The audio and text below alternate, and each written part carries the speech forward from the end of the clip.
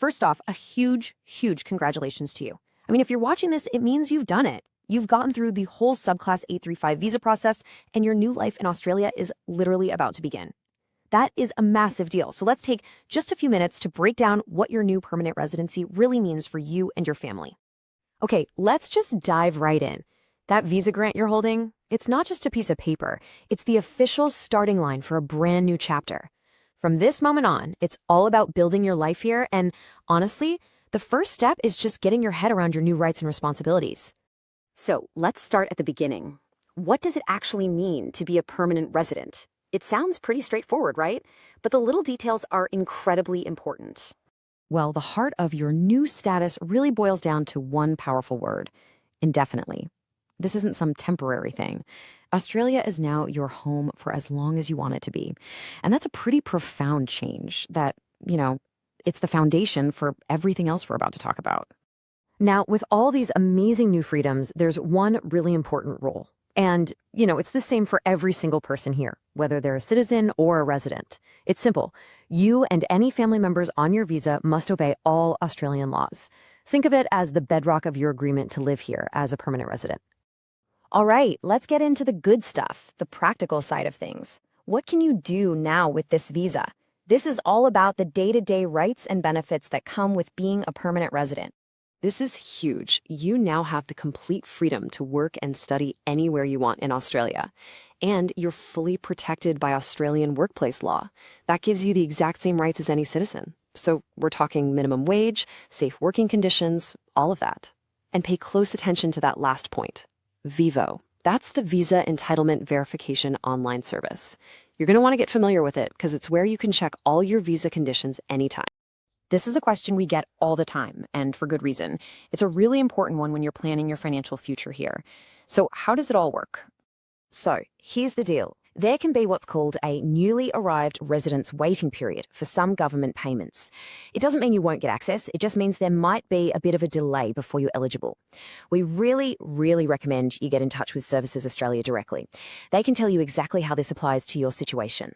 Okay, this next part is absolutely critical, especially if you plan on traveling internationally. Now, even though you can stay in Australia indefinitely, your ability to re-enter the country as a permanent resident, well, that has a time limit. Let's break it down. So let's walk through this step by step. For the first 5 years, and this starts from the day your visa was granted, you can travel in and out of Australia as much as you want, no problem. But here's your first piece of homework, and it's super important. Log into VEVO, find that travel validity expiry date, and write it down. Circle it on a calendar, put it in your phone, whatever you need to do. Because after that 5-year mark, the rules for getting back into Australia change.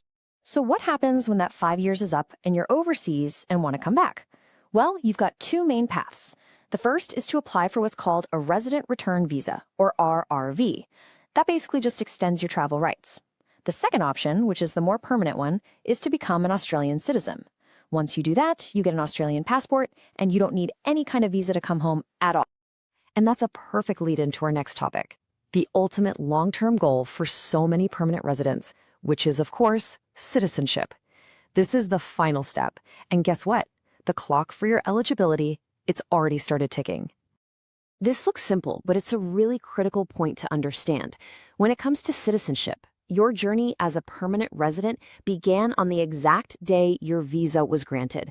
That was day one. Every single day since then counts towards your eligibility to become an Australian citizen. This quote from the government really says it all, doesn't it? Becoming a citizen completely gets rid of that 5-year travel rule we were just talking about. It makes your international travel simple, forever. You just use your Australian passport to come and go, giving you the ultimate freedom and security. Okay, wow, we've covered a lot of ground. So let's pull it all together into a really clear, simple checklist to make sure you get off to the best possible start from day one. Think of this as your immediate to-do list. First, get comfortable with VEVO. It's going to be your best friend for all your visa info. Second, find that 5-year travel expiry date and mark it down.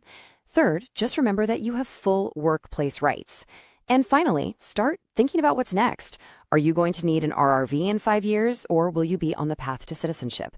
A little planning now is going to save you a whole lot of stress down the road. So, we'll leave you with this one question. You've got the security. You've got the rights, you've got this amazing opportunity to build a life here with the people you love.